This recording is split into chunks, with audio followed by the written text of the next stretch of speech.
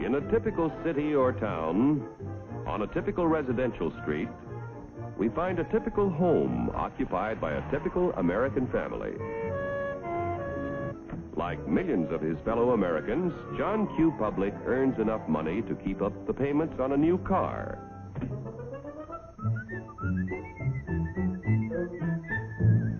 He takes great pride in owning a fine, new, long-term mortgaged home that was built to last a lifetime.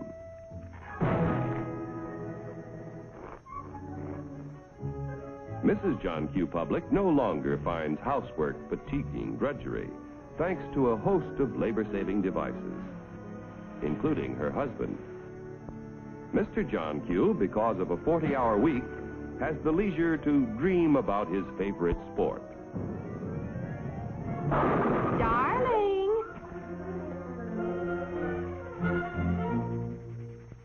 Oftentimes, in a secluded corner of his private den, John Q. reflects on some of the better things he has done with his life.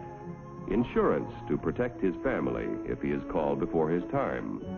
Money in a savings account for emergencies, for summer vacations, and to help put John Q. Jr. through college. In spite of the high cost of being a husband and father, John Q. has a private little nest egg.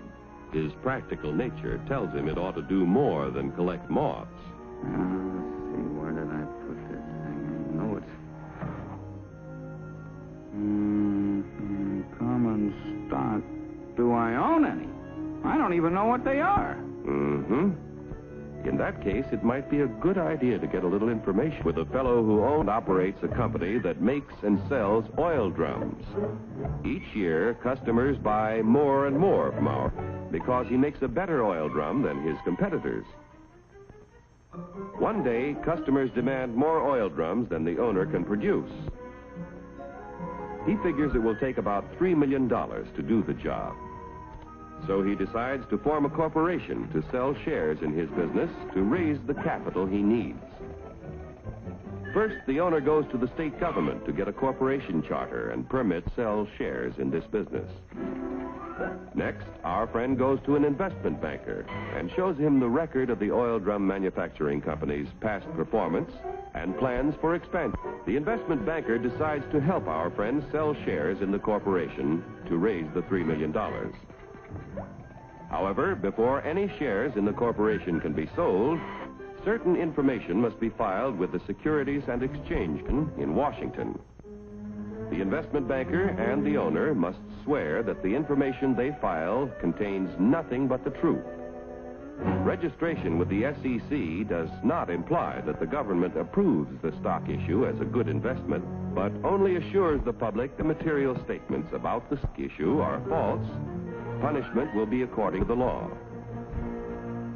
After SEC registration is effective, the investment banker pays the owner $3 million in exchange for a certain number of shares in the oil drum manufacturing corporation.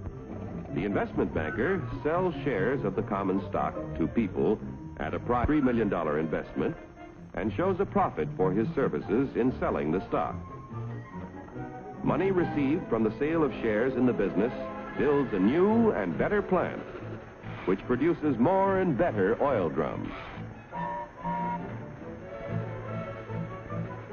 The people who bought common stock own proportionate shares in the corporation, tools, equipment, and all of its assets. Common stockholders elect the directors of the corporation. Directors represent the stock and are responsible for the way the business is run. Directors determine the amount of dividends, if any, to be paid out of earnings to the stockholders. Naturally, when stockholders invest in a business, they hope to receive dividends to help pay for necessities of life. Within a few short years, an increasing demand for the company's product poses a friend. How can he fill all the orders? He will have to build more plants and buy more tools to increase production of oil drums. It will take about $20 million to do the job. One way to get this additional capital is to sell more stock to many more people. So the Oil Drum Manufacturing Corporation votes to send its president to the New York Stock Exchange to see if their common stock can qualify for listing. The corporation wants to list its securities on the exchange so that the additional stock they need to sell will be more attractive to investors all over the nation. Securities listed on the New York Stock Exchange can be sold for cash any time in this national marketplace.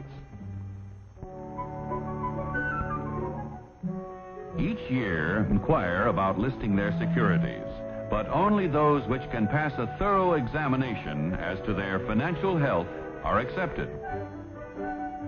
Calling the president of the Oil Drum Manufacturing Corporation. Calling the president of the Oil Drum Manufacturing Corporation. Report to Examination Room B. Attention all members of the Stock List Department. Report to Examination Room B. The Stock List Department examines the qualifications of corporations to be listed on the New York Stock Exchange. The corporation must have substantial assets in plants, tools, equipment, and cash. There must be a broad distribution of its shares among a large number of stockholders. The corporation must show successful management and sales records and annual net earnings at the time of listing of at least $1 million. The proposed stock issue must meet federal, state, and New York Stock Exchange regulations. The corporation must agree to report to its stockholders at frequent intervals. If the examination by the Stock List Department indicates the corporation meets minimum requirements of the exchange at the time of the examination, the corporation's application for listing is recommended. The Board of Governors of the New York Stock Exchange finally approves the application and sees that it is made public. Extra, extra, read all about it. Now that the Oil Drum Manufacturing Corporation's stock is listed, its name is abbreviated for use on the ticker tape. Each time ODM stock or any other stock listed on the exchange is bought or sold, the ticker tape flashes all over the nation the price and number of shares traded. A buyer in Colorado wants to purchase some ODM stock. The buyer's broker in Colorado sees that the last ODM transaction was at $10 a share.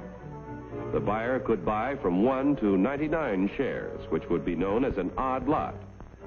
But a Colorado friend decides to invest in 100 shares, known as a round lot. The Colorado broker wires the order to his New York office. The buy order is telephoned to the floor of the New York Stock Exchange. It is given to the firm's floor partner, who becomes the representative of the buyer in Colorado. The floor partner goes to the post where ODM stock is traded. The representative of the buyer in Colorado bids $10 a share for 100 shares. But at the moment, there is no stock offered for sale at this price. In the meantime, however, in Maine, an ODM stockholder who needs cash decides to sell his 100 shares if he gets $10 a share. The Maine broker wires the sell order to his firm's representative on the floor of the New York Stock Exchange. This firm's floor partner, representing the seller in Maine, offers to sell 100 shares of ODM stock at $10 a share. The price of $10 a share is mutually acceptable, and the transaction is made. Like the cowboy in Colorado and the fisherman in Maine, investors all over the country use the facilities of brokers who are members of the New York Stock Exchange whenever they want to buy or sell stock of companies listed on this national market. Yesterday's savings financed the miraculous growth of our railroads, automobiles, airplanes, farm machinery, communications,